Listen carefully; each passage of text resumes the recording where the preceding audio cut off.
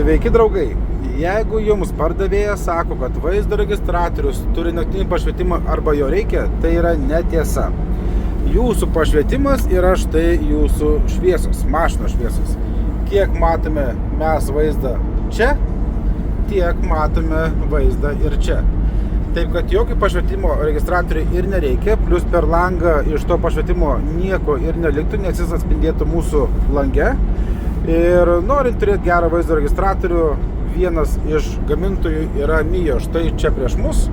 Jis turi dvi kameras. Kamera iš tikrųjų yra ant lango, nesimato, tamsu. Taip pat turi jisai ir antrą kamerą galui, tai gali būti kaip 2 kamerų vaizdo registratorius arba galinės kameros sprendimas parkingo metu.